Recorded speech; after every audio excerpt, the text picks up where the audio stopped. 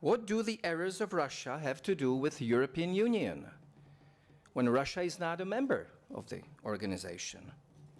Well, we all know that Our Lady spoke, when she spoke about the errors of Russia, she said that Russia will spread them. That is, they will not remain confined within the territory of Russia or Soviet Union, but Russia will export them outside of its borders.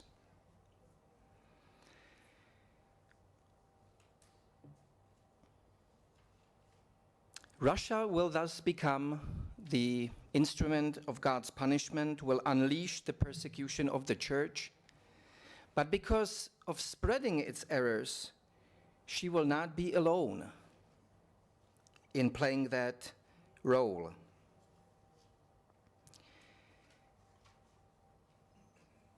I would even say, and this might be a surprise to some of you, that there might be even a greater spiritual and political danger coming from other places on earth than from the contemporary Russia.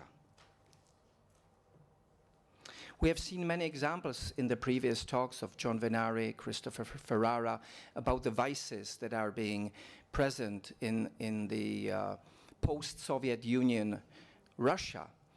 But frankly, some of them were not there before the dissolution of Soviet Union, but came afterwards from the West.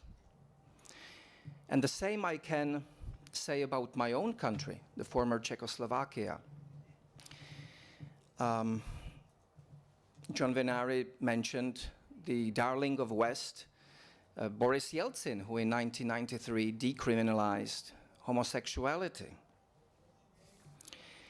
I have learned yesterday that in Canada, when you speak publicly against homosexuality, you say that homosexuality is a sin, or that the network of organized homosexuals, their organizations, that they are subversive or something like that to the society, that you get penalized, that it's criminal to say something publicly in Canada.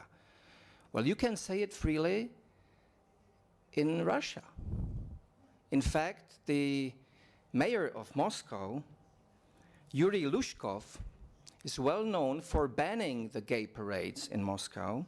The last attempt of the gay organizations to have a gay parade was that they had a plan for this year, for this spring. And Lushkov, the mayor of Moscow, told a conference on education that he would ban, and he said it by these words, quote, "A gay parade cannot be called anything but a satanic act. We haven't permitted such a parade, and we won't permit it in the future.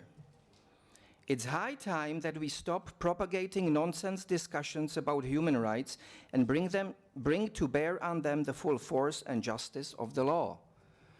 Well, I would be quite satisfied with that, with such a mayor, even though he comes from Russia. So maybe the picture is, is more complicated. It's not black and white. And I wouldn't dare to question the prevailing idea that the Russia is the only enemy we face if I didn't have the chance to experience or to live, to spend my life under two different political systems, two different regimes. I was born in 1967 in Prague, that is during communism. And when I was a teenager, I got involved in the underground, in the anti-communist movement, and not being raised a Catholic, I converted when I was 17 years old through the example of some of the priests who spent years and years in the prison.